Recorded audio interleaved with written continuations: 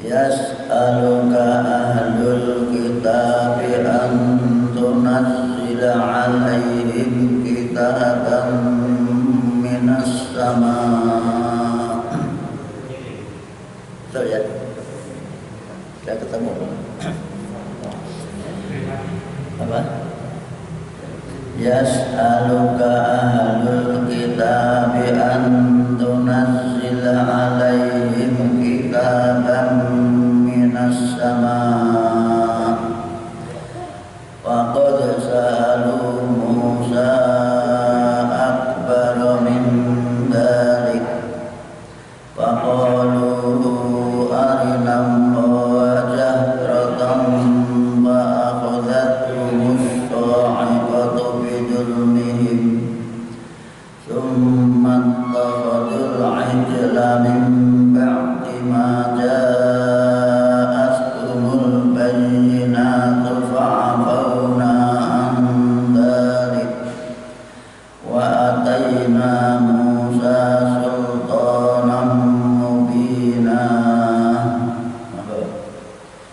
Yas'aluka ahlul kitabi an tunazzila alaihim kitaban minas sama' faqad sa'alu Musa akbar min dhalika faqalu arina Allaha jahratan wa akhadhathumus sa'iqatu bidulmihim thumma ittakhadul 'ijla min ba'di ma ja'atuhumul bayyinatu fa'afawna 'an dhalik wa atayna Musa sultanan mubina.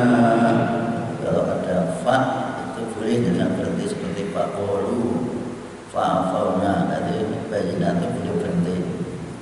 Jangan pakai berhenti teknik saja, berhenti sehingga faqalu tidak kehabisan nafas, apalagi sudah tua seperti kita itu nafasnya kadang-kadang habis, kalau habis malah jadi batuk.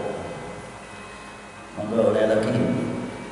Yas'aluka ahlul kitabi an tunazzila alaihim kitaban minas sama' wa qad sa'alu Musa akbar min dhalik faqalu arina Allaha jahratan fa akhadhathumus sa'iqatu bidulmihim thumma ittakhadul 'ijla min ba'di ma ja'atuhumul bayyinat fa'afawna 'an dhalik wa atayna Musa sultanan mubina. Mulai alinea baru ain, ada pembicaraan yang berbeda dengan yang di atas. Yas'aluka bertanya, minta boleh, bertanya boleh, minta di sini minta juga bertanya. Ahlul kitab ya ahli kitab, maksudnya orang-orang Yahudi, karena Nabi berada di Madinah itu dakwahnya mengajak orang-orang Yahudi. Orang Yahudi, orang Nasrani itu dalam Al-Quran disebut ahlul kitab. Mereka kafir tapi ahli kitab. Sebut kafir karena dia tidak mau mengakui kenabian Nabi Muhammad Sallallahu Alaihi Wasallam. Kafir karena mengingkari. Orang yang mengingkari itu tidak kafir. Dalam surat Ibrahim ayat 7 tadi, ayat 7 katakan, la in syakartum la azidannakum wa la in kafartum inna adzabi lasyadid. Kalau kalian mensyukuri segala semua nikmat yang telah aku berikan, aku anugerahkan kepada kalian, pasti aku tambahi nikmat dan karunia itu. Tapi balik kafarkum, kalau kalian mengingkari, ini kan kafir juga. Jadi kafir itu bisa juga mengingkari, juga dia percaya, tidak percaya mengingkari sama saja. Kalau kalian mengingkari terhadap nikmat-nikmat yang telah diberikan, ingat, inna adzabi lasyadid, siksaku amat sangat pedih. Jadi ahli kitab meminta kepada Nabi Muhammad, yang diminta apa? Antum nazila, agar kamu Muhammad menurunkan alaihim kepada mereka apa yang turunkan kitab dan kitab minas sama'i dari langit. Itu kan permintaan yang hakikatnya menolak, mempersulit agar dia tidak bisa. Mesti raiso, jadi sudah diprediksi dia bertanya itu hanya untuk mempersulit saja. Minta tanya permintaan yang tidak masuk akal. Maka rawang jawab asal orang jalur bulan dan tak perlu ya. Jadi bahasa kita itu namanya permintaan yang berlebihan, tidak masuk akal, hanya ingin menolak saja. Kitab dan suatu kitab pedoman minas sama'i dari langit. Apa mungkin juga ada kitab jatuh dari langit? Itu kan namanya permintaan yang irrasional, hanya mempersulit saja agar dia ada alasan tidak mengakui Muhammad karena dia tidak bisa memenuhi permintaannya. Ini yang harus dipahami. Nah, Nabi Muhammad diberitahu oleh Allah permintaan untuk isi cilik masih terus coba bayangkan. Fakot selalu sungguh-sungguh dulu mereka telah minta Musa kepada Nabi Musa akbar yang lebih besar minal mereka daripada menurunkan kita. Permintaan dulu Nabi Musa diminta yang betul-betul sangat-sangat besar sekali yang tidak mungkin dipenuhi oleh Nabi Musa. Permintaannya apa? Faqulu, maka mereka berkata, mereka siapa? Ahlu kitab, orang Yahudi. Wahai Musa, arina, tampakkan, tunjukkan, tampakkan kepada kami Allah sing kok sembah Allah itu buat jajah tak perlu. Ini permintaan yang tidak mungkin bisa dilaksanakan. Jahrotan dengan terang-terangan, dengan nyata, rupanya kaya opo pangeran itu. Ini kan jelas-jelas sekali hanya ingin mempersulit, ingin menolak ajaannya untuk ada alasan nyatanya yang kamu minta dia tidak bisa memenuhi. Karena permintaan yang irasional itu, yang terlalu berlebih-lebihan, maka mendapat sepakatan. Kemudian mereka disambar itu oleh petir, sambar oleh petir gara-gara perintah bulan. Nah, ini contoh orang yang tidak bersyukur, yaitu orang yang kafir. Pasti akan mendapatkan bidul meyib, sebabnya karena dolimnya mosok manusia minta ditunjukkan Tuhan. Kalau maka agama-agama yang tidak sesuai dengan petunjuk Allah pasti Tuhannya dibentuk. Ada bentuk patung besar, ada bentuk manusia yang sedang di masing-masing diapakan. Jadi soalnya itu dianggap Tuhan.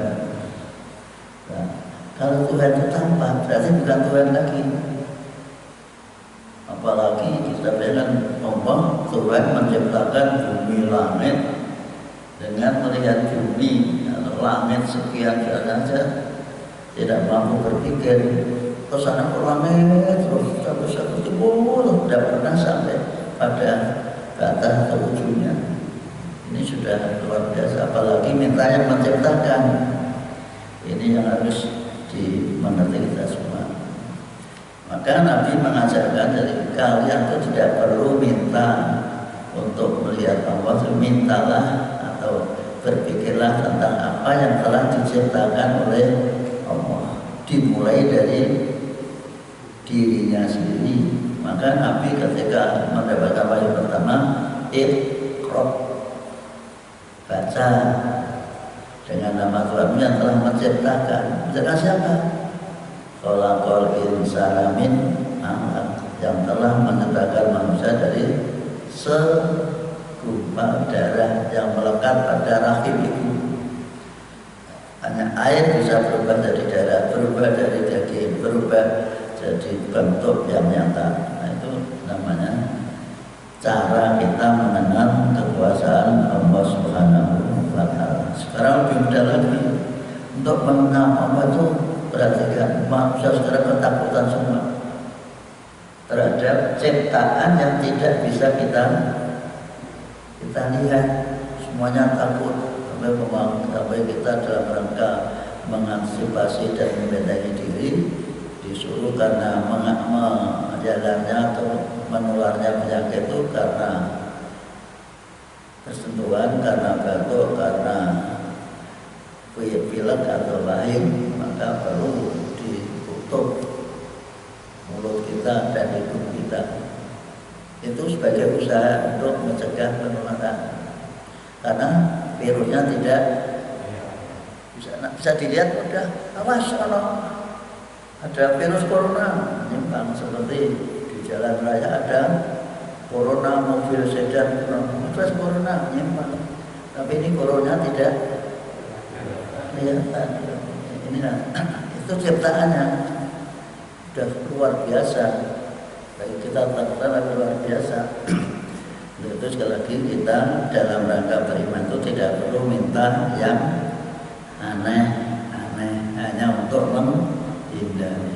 Kenapa Tuhan jadi sebab menghadap ke barat? Kan Tuhan tidak berada Tuhan berada di mana-mana. Kenapa kita harus menghadap ke itu? Kan kita api. Nah, itu sekali lagi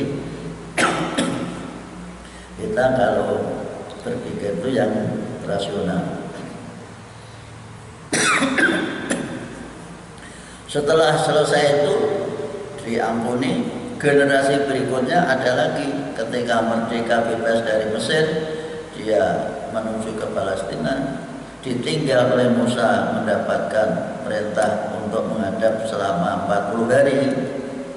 Ada orang yang pintar menyesatkan, namanya Samiri, membuat patung dari emas.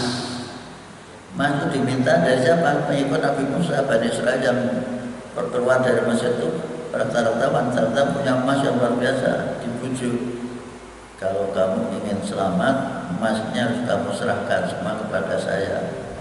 Setelah diserahkan, dibuatlah namanya patung kecil.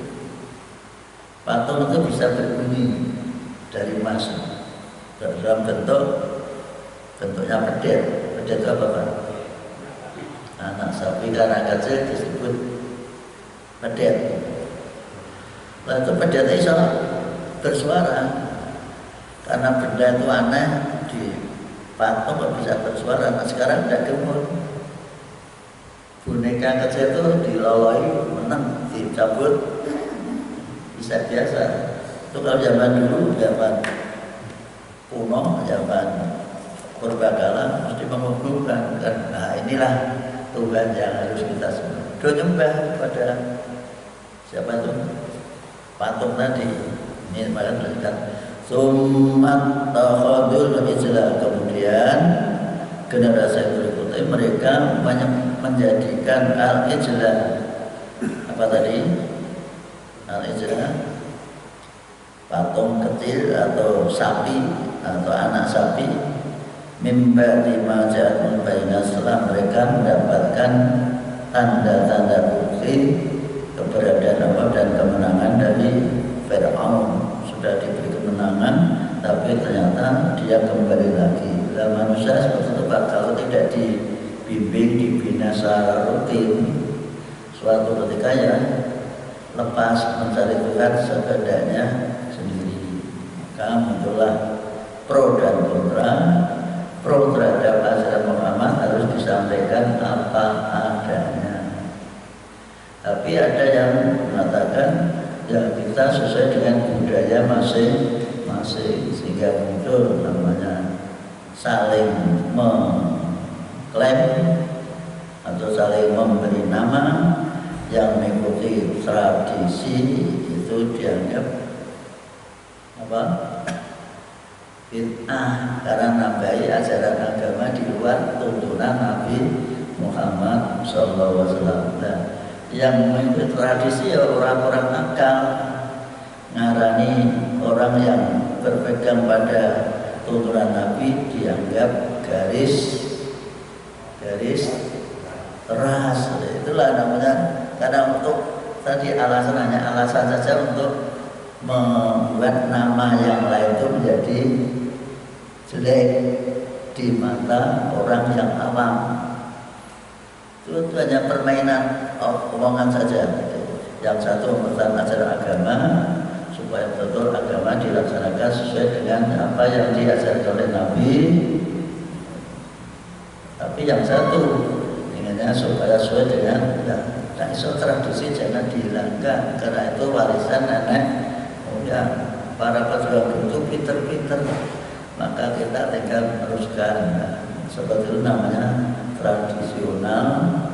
Bahasa agama disebut apa?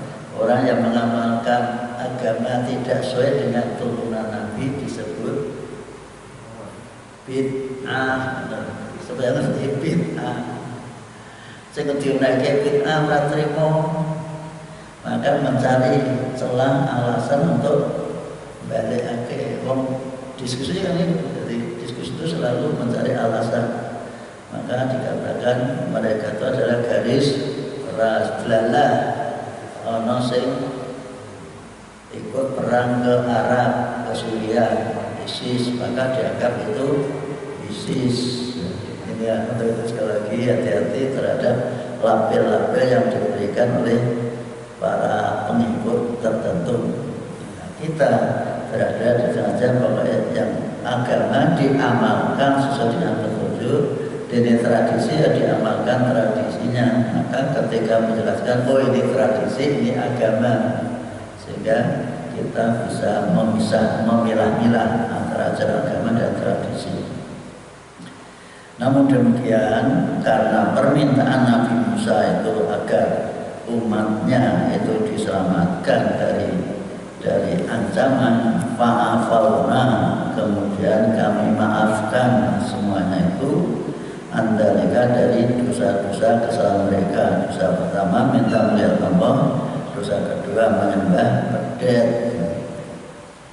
Kemudian wa'ataina, dan kami berikan, kami anugerahkan Musa kepada Nabi Musa sultanan, kekuasaan mubinan yang nyata, membuat orang-orang pengikut Nabi Musa hidup dengan makmur di daerah Palestina.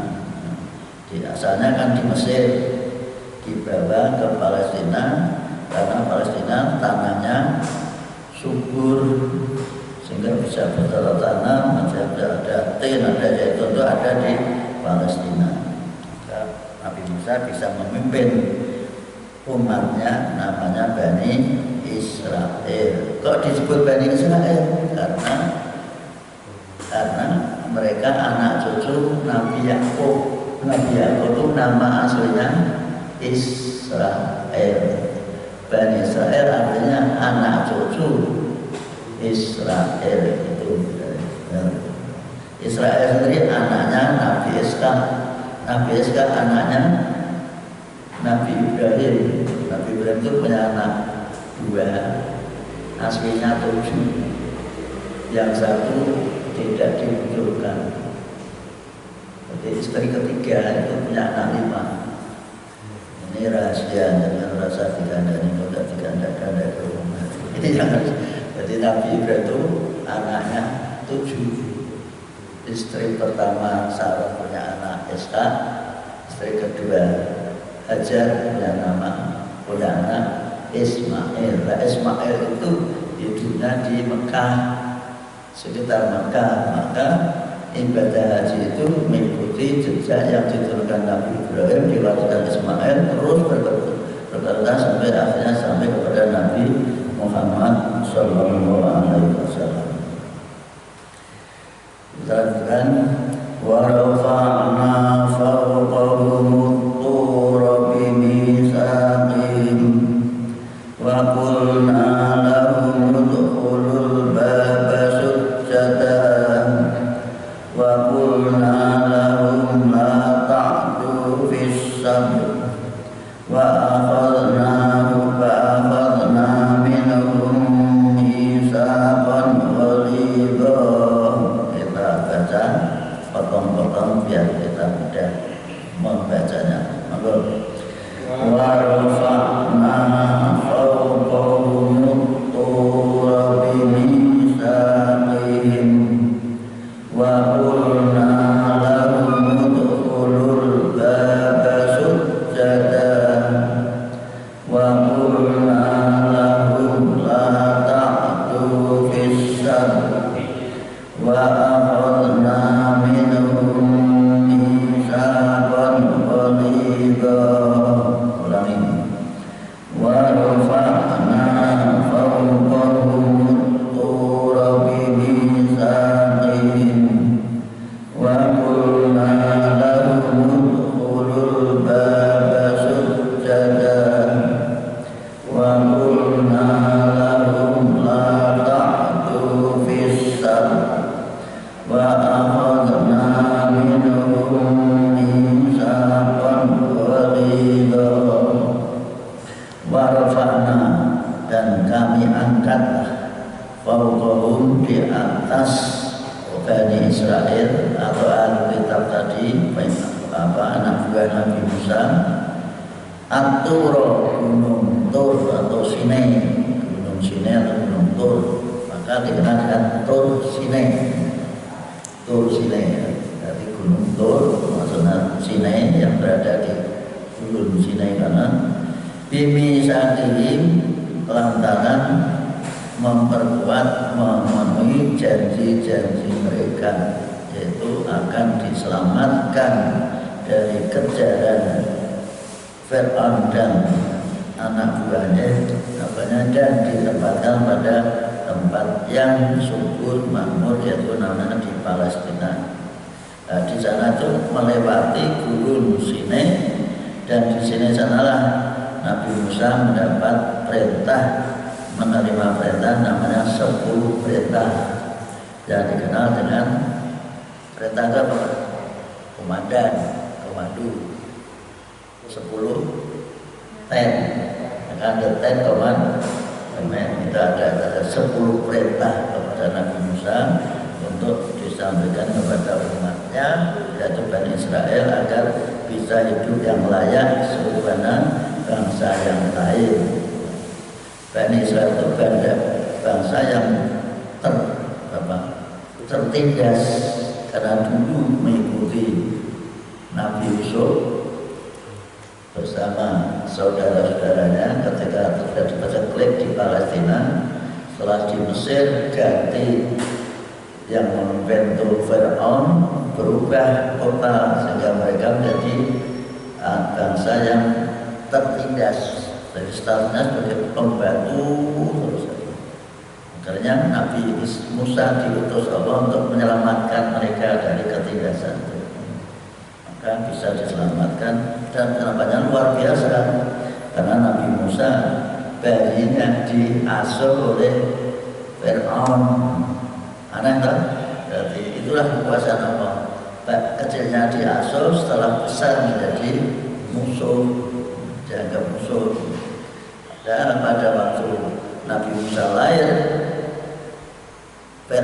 sahabat Fir'aun itu sudah diberitahu oleh ahli nujumnya atau pembisiknya, ini setiap ada anak lahir laki-laki harus dibunuh sebab besok akan melengsarkan kekuasaanmu. Kalau semua digeledah, semua setiap ada orang hamil digeledah, nah terus sakit ditakokin di bidan, maka orang melahirkan laki-laki, dan kalau ada kejar ambil dibunuh. Setiap ada lahir laki-laki dibunuh. Ternyata anaknya Nabi Musa itu lahir laki-laki. Ketika digeledah ada yang menceritakan ditempatkan di dalam terus kuali itu apa? Dandang di atas dapur. Tidak mungkin orang geledah kuali di atas dapur. Masuk bayi dia ada ini merahasiakan agar putusan-putusan Fir'aun itu tidak tahu. Setelah mereka pergi diberi wahyu oleh Allah, ilham, ibu Nabi Musa, tolong buat kotak dan bayimu dimasukkan.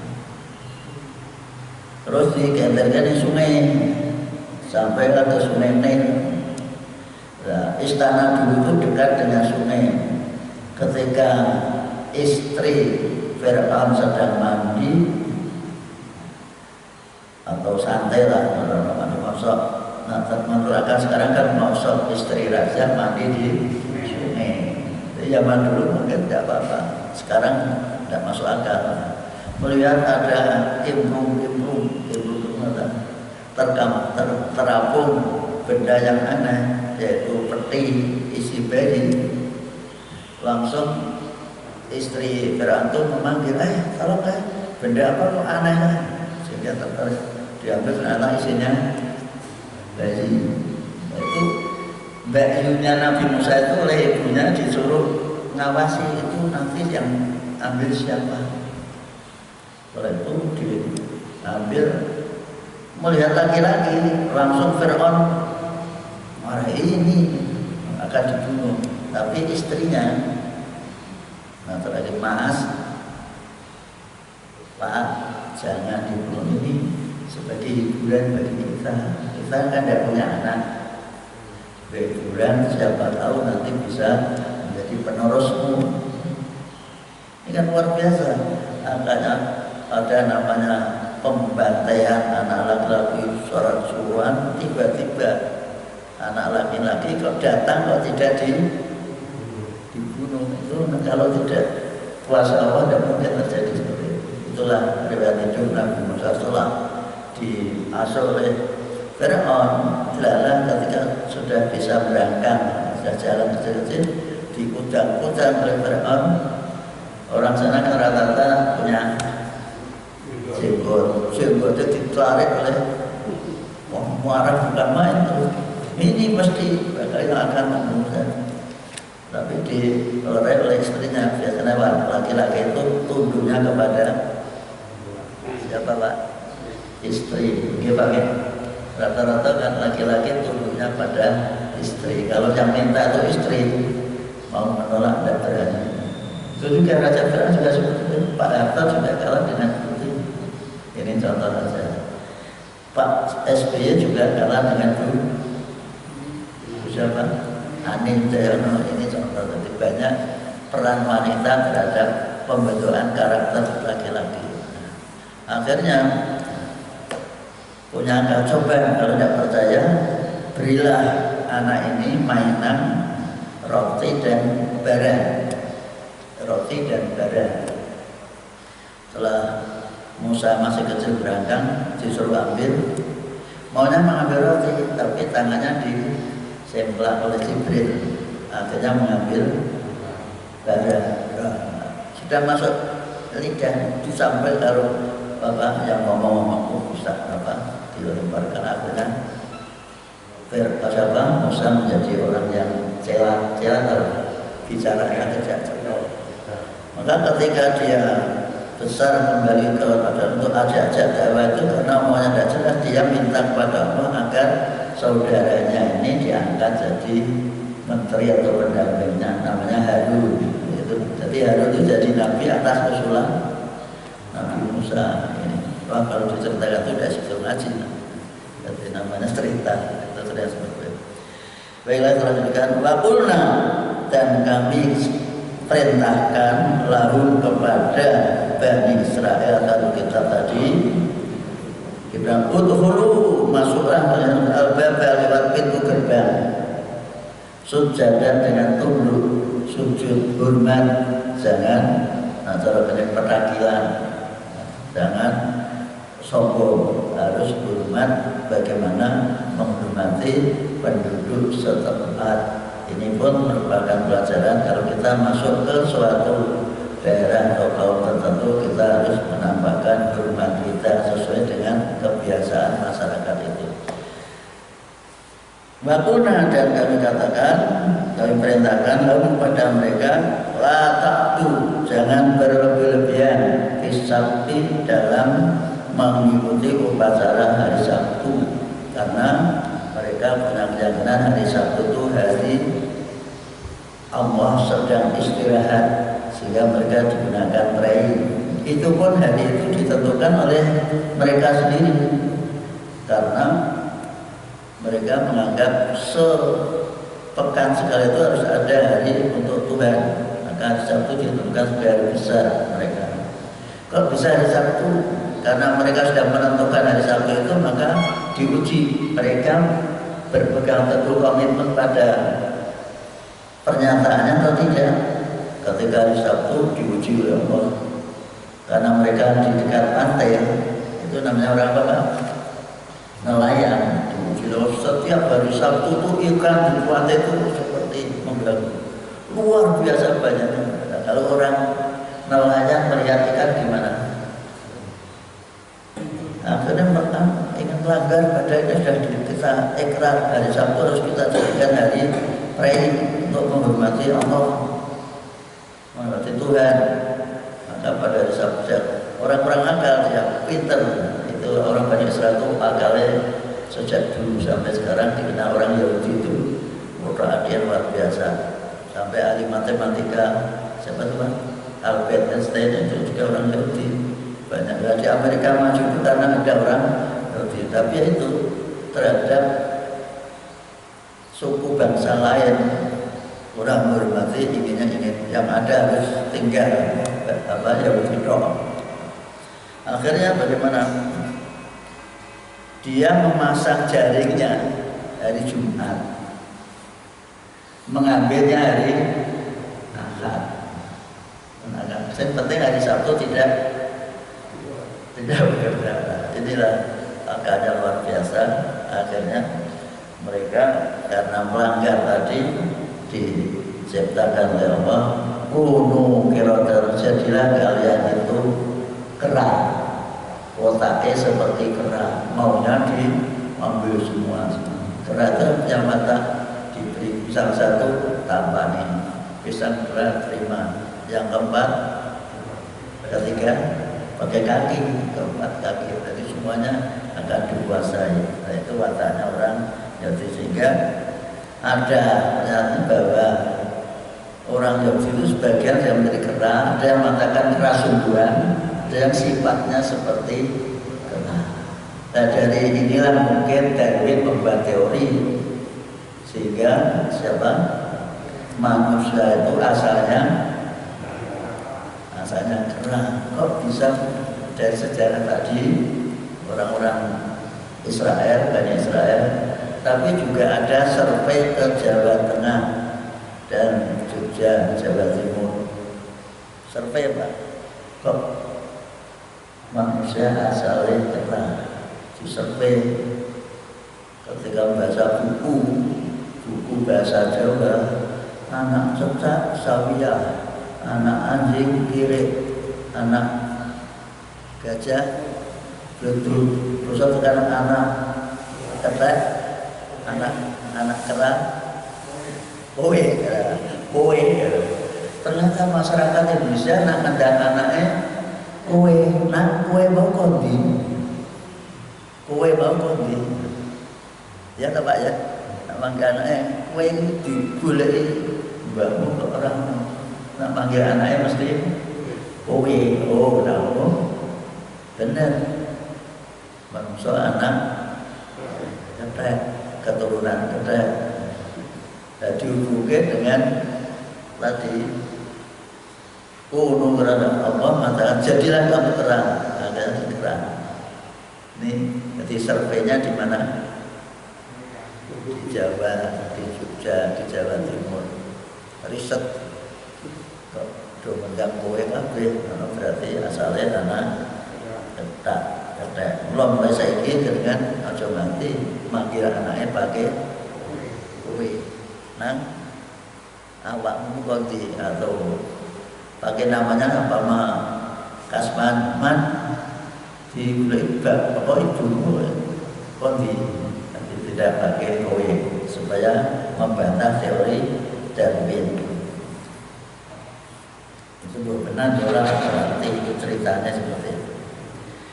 Wa akhadna wala tak itu jangan berlebih-lebihan di dalam menyikapi hari libur Sabtu. Yang cukup kita beribadah pada hari Sabtu, tidak berlebih-lebihan. Wa akhadna seperti orang Islam kan menyikapi hari Jumat tidak berlebihan, tidak ada larangan bekerja. Yang penting ketika ada Jumat kamu sudah siap masuk masjid. Tidak ada hari Islam itu, hari pray itu tidak ada. Itulah hebatnya ajaran Islam yang dilakukan oleh Nabi. Tidak ada hari libur. Manusia itu tidak boleh libur. Pikirannya, tenaganya harus selalu di liburnya ketika bulan Ramadan, libur dari makan. Namun demikian setiap akad, setiap sepekan sekali dalam Islam diajarkan untuk meliburkan perut kita dengan cara puasa Senin Kamis, ditambah lagi tanggal 3 bulan, 4 bulan, 15. Orang yang puasa pada 3 bulan, 4 bulan, 15 nilainya sama dengan puasa setahun penuh. Kan setiap bulan 3 hari, kalau 12 bulan 36 hari. Sedangkan kebaikan itu masih dilipatkan Allah 10 kali, maka menjadi 360 hari. Berarti kita puasa setiap bulan 3 hari sama nilainya sama dengan puasa 1 tahun. Itu loh, yang tadi Anda bisa ngajikan dengan bagus. Setiap bulan puasa 3 hari. Nah, oleh para pendekar dulu, hari-hari itu digunakan untuk latihan silat. Maka pada bulan silat dengan wajah atau sosok sabun winter perang di pada bulan di luar itu bisa. Inilah cara orang menghormati berbeda-beda. Wahadna dan kami ambillah minhum dari mereka misaqon jadi qalidun yang kuat. Di mereka dibuat untuk mengikuti ajaran Nabi Musa alaihi salam. Tapi janji itu tidak ada yang dipenuhi. Mereka cenderung sakar PDW tidak mengikuti ajaran Nabi Musa alaihi salam. Fabima naqdihim misaqahum wa kufrihim bi ayatillah wa qatlihimul anbiya bi ghairi haqqin wa qawlihim qulubuna rasa ulap ba'daba'allahu 'alayha bi kufrihim fala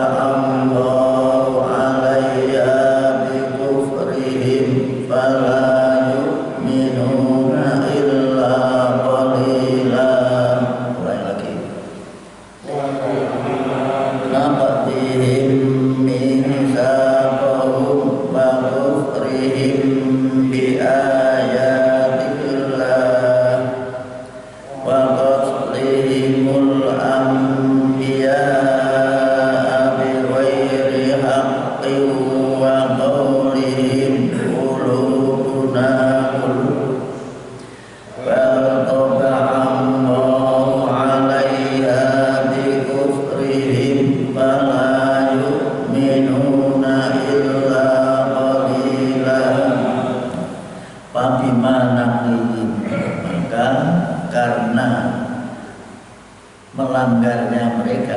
Nanti melanggar itu merusak, mengabaikan janji yang telah dijanjikan kepada Nabi Musa tadi.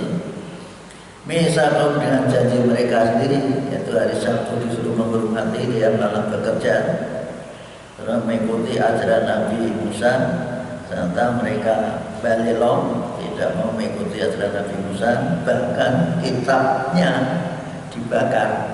Di Taurat itu pernah dibakar. Karena dibakar, mereka setelah bingung, yang kita ikuti siapa? Maka bagaimana kita bisa mencari kitab lagi? Maka muncullah seorang salah satu tokoh yang terjadi apal Quran menulis kembali, namanya Uzair. Azar dalam Al-Quran Uzair.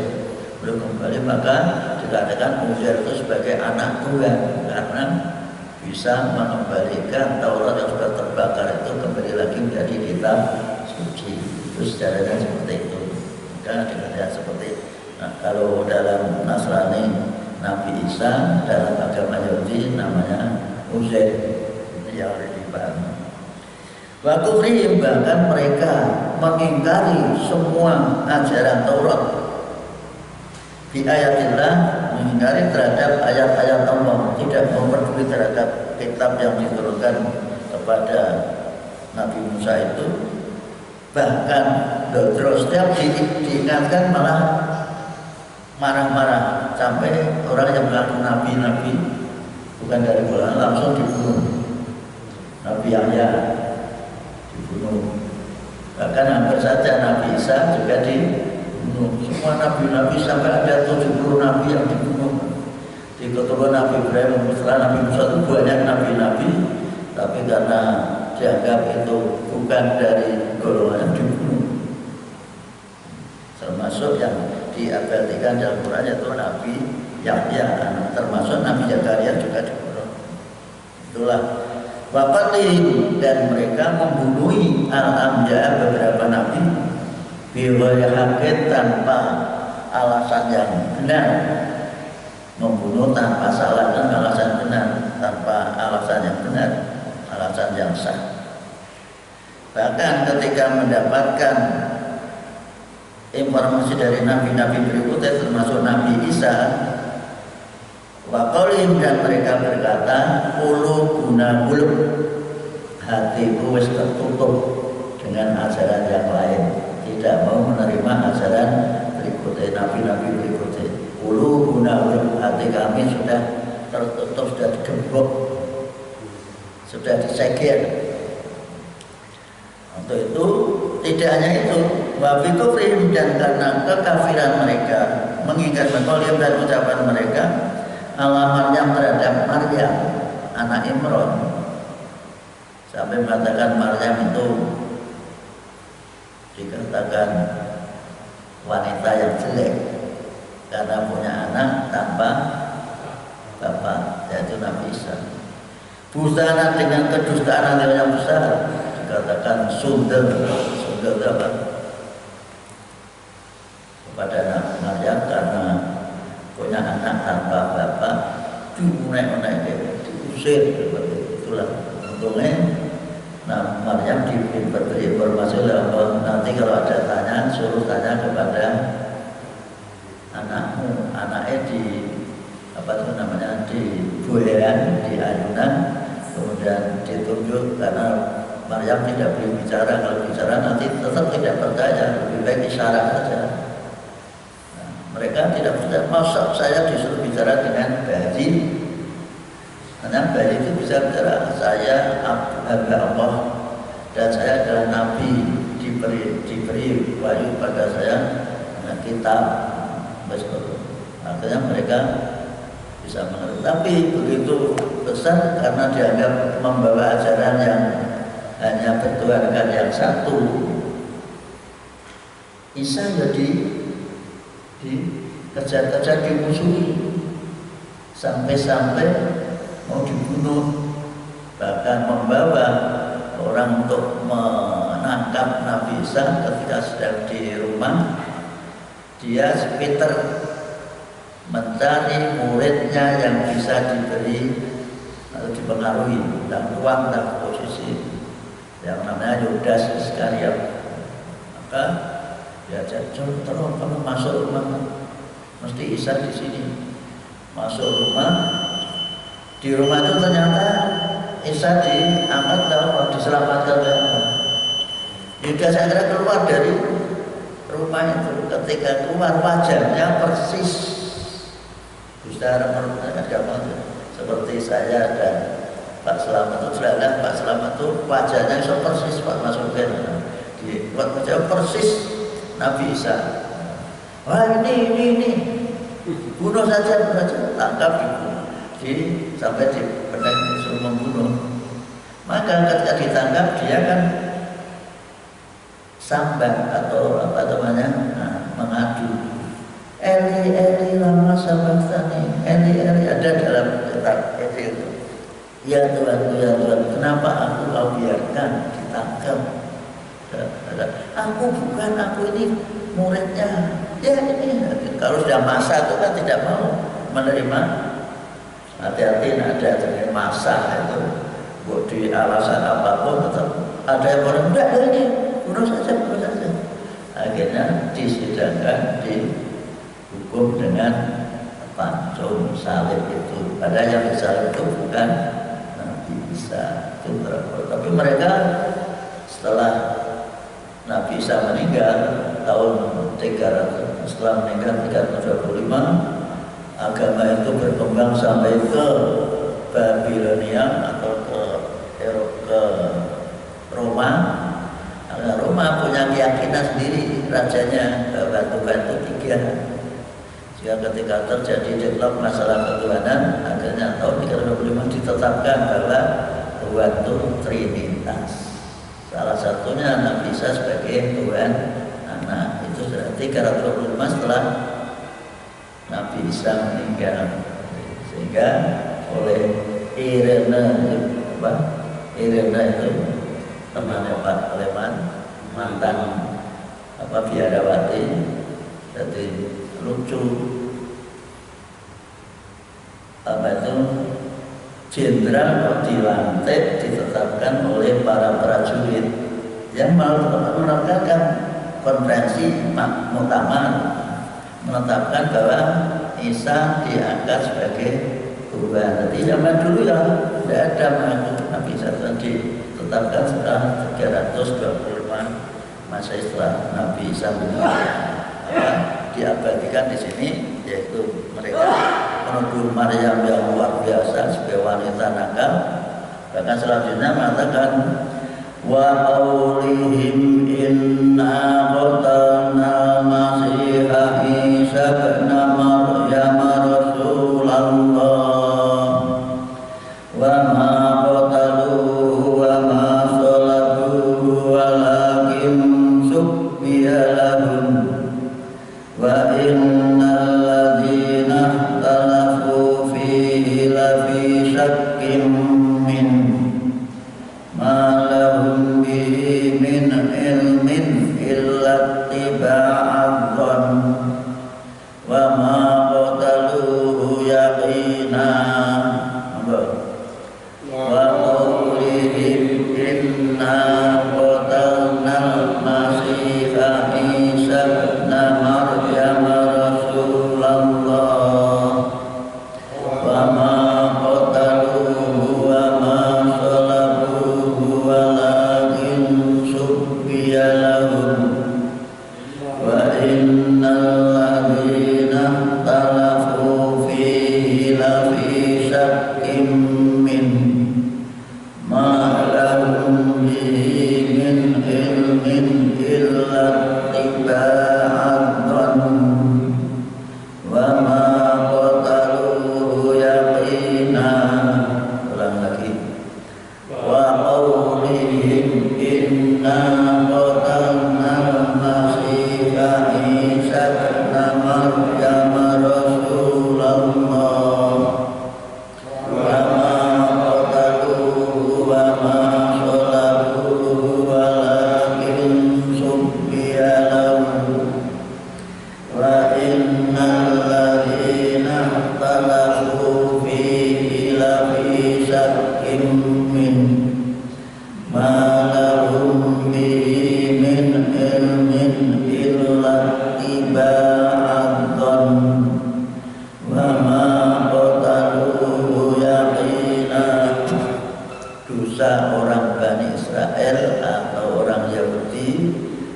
yang lain dosanya bertubi-tubi.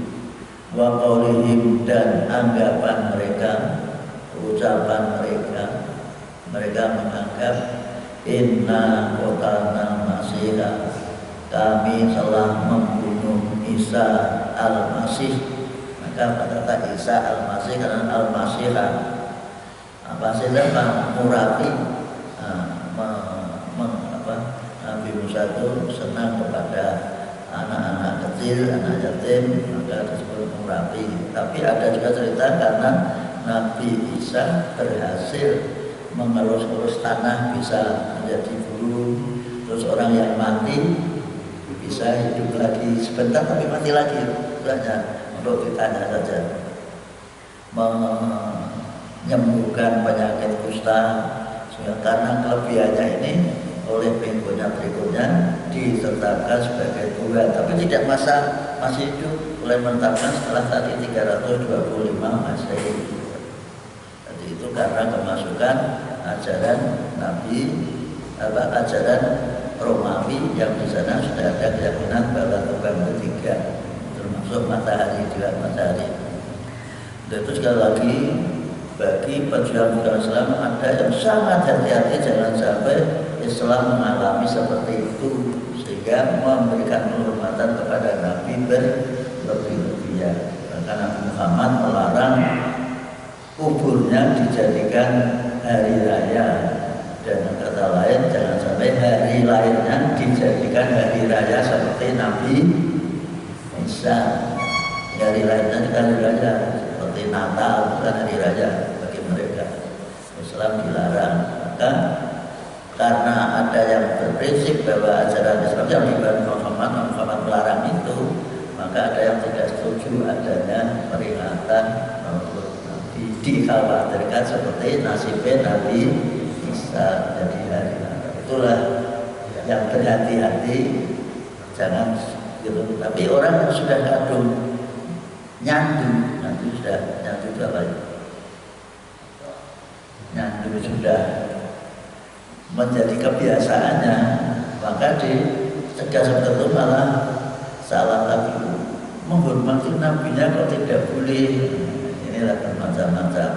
Nah, di kalangan kita ya pokoknya hari raya itu hari lainnya diingat-ingat bahwa itu hari kelahiran Nabi, tidak perlu berlebihan dengan cara seperti menjadi keyakinan. Siapa yang memperingati lahirnya Nabi akan masuk surga, diampuni dosa, itu namanya berlebihan. Ibnu Maryam, anak lanang Maryam Rasulullah, yaitu utusan Allah, dijelaskan oleh Allah. Jadi yang maksud Nabi Isa ya anak Maryam utusan Allah, tidak ada Isa yang lain. Nah, mereka mengatakan Yesus itu bukan Nabi Isa, untuk menetapkan sebagai Tuhan. Yesus itu bukan Nabi Isa, padahal hakikatnya Yesus adalah Nabi Isa menurut Al-Quran. Maka dilanjutkan lagi oleh Allah. Yang aneh, kadang-kadang kita itu setelah belajar dengan dosennya, pembimbingnya itu profesor, dokter dari pastor, berubah pemikirannya. Ayat ini tidak dipakai, tidak dipercaya, malah yang dipercaya itu juga seperti yang jaringan Islam liberal itu kan sampai mempercayai bahwa Yesus itu disalib, sehingga dia sengaja disalib untuk menebus dosa umat manusia. Karena menurut keyakinan mereka manusia itu punya dosa waris, diwarisi sejak zaman Nabi Adam. Dosa Nabi Adam makan buah sehingga diusir dari surga. Dan keturunannya itu terus sampai anaknya bertengkar rebutan wanita, bunuh-membunuh, dianggap itu dosa waris dari bapaknya. Terus dari Nabi Nuh ajak-ajak juga umatnya banyak yang menolak, itu juga dosanya karena dosa waris dari Allah. Sampai akhirnya sampai zaman Nabi Musa selalu bunuh-bunuh, sehingga dibuatlah keyakinan bahwa manusia itu punya dosa waris. Untuk menghilangkan dosa itu Allah sudah dulu. Wah, bisanya habis bagaimana? Allah terus menyelinap ke perut Maryam. Terus di sana dekem yang perut Maryam sampai lahir. Maka oleh mereka Nabi Isa ya Tuhan ya Nabi Isa. Itu ajaran mereka. Karena pada waktu itu Tuhan menyelinap ke dalam perut.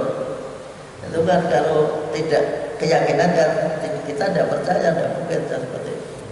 Karena itu sudah diajarkan sebagai keyakinan baku di dalam ajaran Injil atau ajaran gereja, bukan Injil. Injilnya tidak ada seperti itu. Maka orang yang percaya bahwa Yesus itu Tuhan, otomatis dosanya diampuni. Maka mereka harus yakin. Maka begitu itu dibenarkan juga oleh orang-orang jin bahwa orang tertentu sudah yakin bahwa begitu mati masuk surga, sedangkan kita masih melalui seleksi dihisab kan enak jadi wong ya saja kan. Waktu itu mati langsung masuk surga karena percaya bahwa Isa itu Tuhan untuk menebus dosanya sudah ditebus. Walaupun dosanya membunuh sak dunia, karena sudah ditebus tidak apa-apa. Itulah sistem sana, sekedar tahu saja, tapi jangan dimasuki jadi keyakinan. Dan malah salah ngaji tafsir Quran, mestinya menanamkan keyakinan yang benar, malah jadi sebelum aku masuk Kristen saja, begitu mati masuk surga, enak. Itulah keyakinan mereka. Kita diajarkan bahwa surga itu tergantung amal kita sendiri. Manusia diberi akal supaya menjalankan agama yang diajarkan oleh Nabi, mendapat wahyu dari Allah Subhanahu wa taala. Sehingga diutuslah beberapa nabi, zaman Nabi Nuh sampai Nabi Muhammad sallallahu alaihi wasallam. Beratnya zaman Nabi Muhammad karena bersaing dengan keyakinan lain yang sudah ditanamkan lebih dahulu. Wama qataluhu, sebetulnya mereka itu tidak membunuhnya, dijelaskan oleh Allah. Wama sholabu, dan mereka pun tidak menyalib. Jadi yang disalib itu bukan yang mendapat hidayah dari sana. Kalau Nabi Isa itu orang Arab, kan orang Palestina, pasti wajahnya tidak seperti itu. Yang disalibkan wajahnya wajah Eropa, wajah Amerika. Nanti itu tidak, itu cara lain saja. Tidak mungkin itu Nabi Isa. Tapi walakin subyalau, tapi mereka memandangnya seperti Isa, subya diserupakan. Lalu bagi mereka begitu keluar dari rumah tadi, wajahnya persis. Kalau kamu akan berubah, tukang rias saja bisa merubah wajah, ya kan? Tukang rias mantannya soalnya elit jadi wapi, atau dibalik mantannya api bisa rubah jadi elit gitu. Tukang rias, apalagi Allah Maha Kuasa. Ini yang harus dipahami. Kita yakin bahwa ini adalah informasi yang benar, akurat yang diberikan Allah kepada Nabi Muhammad SAW untuk diwariskan kepada generasi berikutnya. Maka dijelaskan oleh Allah, wa innal ladzina ikhtalafu fi, sesungguhnya orang-orang yang berselisih tentang kematian Yesus Nabi Isa, lafi sakin sungguh-sungguh dalam keraguan, ragu janjane. Tapi karena sudah ditanamkan oleh para pendetanya, oleh para tokoh-tokohnya, dan mereka dididik dengan bahasa filsafat, sehingga mereka nak ngomong harus terus supaya umatnya tidak sempat mikir. Pendeta itu nak ngomong mesti orang kena diselani, agitator tidak bisa diselani. Sebab kalau ada kesempatan berpikir, pikirannya masih berubah, membantah, bertanya. Maka di sana tidak boleh bertanya. Apa yang dikatakan pendeta sebagai wakil Tuhan, dan pendeta itu punya hak untuk memberikan surat pengampunan sebagai wakil Tuhan. Jadi mereka sudah diambil sudah harus mendapat syaratnya bahwa Pengikutnya harus menyerahkan setiap bulan 10% dari penghasilannya. Nah, yang punya penghasilan itu seperti konglomerat berapa itu? Maka pendeta rata-rata kaya, tapi kayanya dari jamaah, bukan dari hasil. Nah, Islam tidak boleh seperti itu. Ini yang harus maka seperti Ibrahim Saifuddin itu masuk jadi pendeta kaya raya dulu gara-gara itu sarjana Universitas UMS Pak. Tugas belajar ya dari Muhammadiyah. Dan itu punya misi dulu mengajar di Bang Sri di Poro, jadi kepala SMA. Setelah itu karena pengajarnya kurang pindah ke itu di Jawa Barat yang ternama Zaitun. Di sana kan menjadi dosen tafsir Pak, orang sembarangan. Setelah dia habis ada masalah, dana rumah, dia ke Surabaya mampir ke teman sekelas sekuliah, mau pinjam uang karena ada kondisi. Tapi temannya itu sinis, melihat temannya yang tidak biasa karena sebagai Tuhan yang ada bagaimana utangnya mesti berpikirannya toko-toko kok merasa dia berhasil tidak diutangi, akhirnya dia pulang terus ingin memberontak itu. Ternyata temannya itu seperti itu, akhirnya dia masuk menjadi pendeta. Terus di sekolah ini yang harus dipahami. Sekali lagi dikatakan mereka dalam keraguan, maksudnya mereka tidak yakin bahwa yang dibunuh, tapi ditanamkan oleh pendeta-pendeta atau gereja bahwa yang dibunuh itu Yesus. Tujuannya dibunuh, mereka dibiarkan. Allah kan kuasa menyelamatkan, masa Allah tidak kuasa? Memang dibiarkan disengaja agar dikorbankan untuk menjadi penebus dosa manusia. Ini ajaran mereka. Malah ilmin, mereka tidak punya ilmu yang nyata tentang terbunuhnya, tersalibnya Nabi Isa. Ilan tibadan kecuali hanya mengikuti prasangka saja. Wama qataluhu yakina, mereka tidak yakin seyakin-yakinnya bahwa yang dibunuh itu adalah Nabi Isa alaihi salam. Maka kita lakukan berikutnya biar jelas. Barrafa'allahu ilaihi wa kana Allahu aliyan hakimah.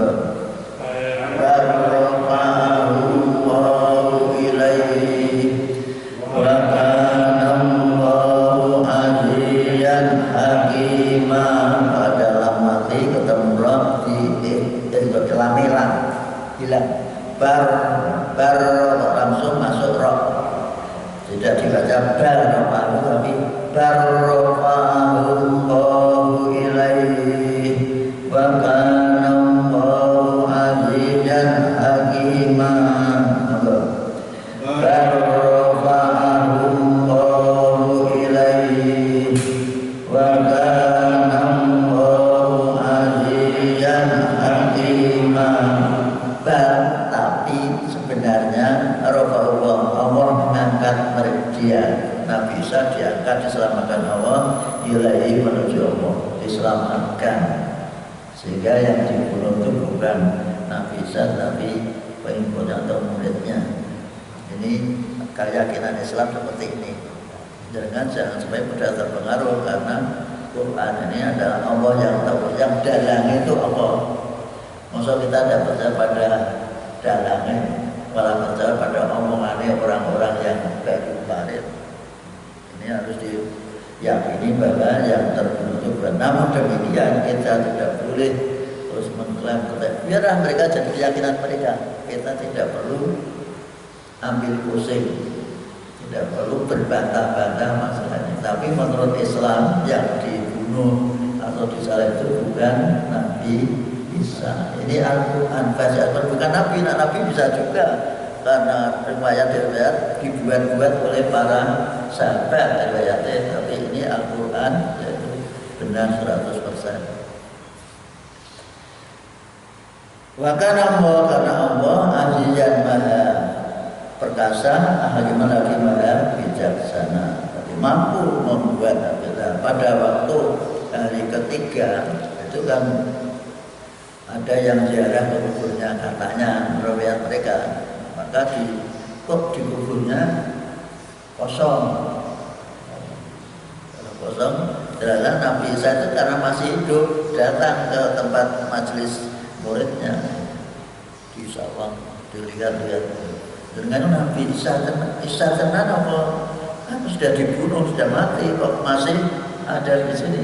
Sampai silakan diraba, silakan lihat kaki saya berada di tanah atau tidak, makan bersama.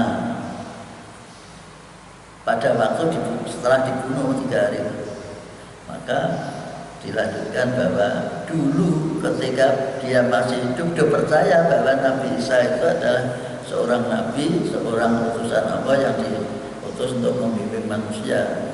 Tapi setelah meninggal, maka dikatakan setelah meninggal, timbulnya keyakinan seperti itu adalah setelah Nabi Isa meninggal.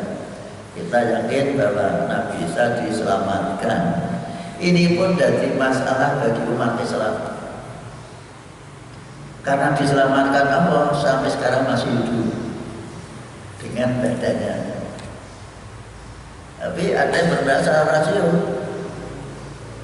Badan jasmani itu ada batas kemampuan untuk hidup, sehingga tidak mungkin badan ini dipertahankan kecuali di bumi. Tapi hidup dalam kondisi jasmani rohani sampai sekarang sudah berapa tahun? 2020 tahun. Tidak mungkin lah mereka masih hidup.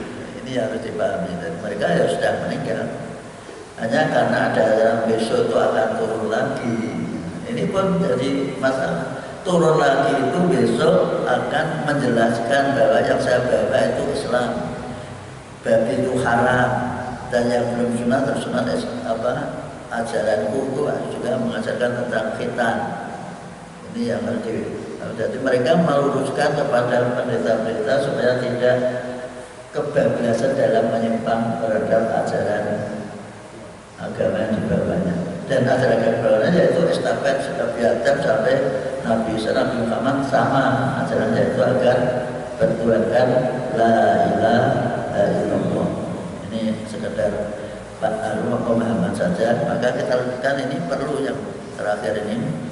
Wa in min ahlil kitabi illa la yu'minanna bihi qabla mautih wa yawmal qiyamati yakunu alaihim syahida.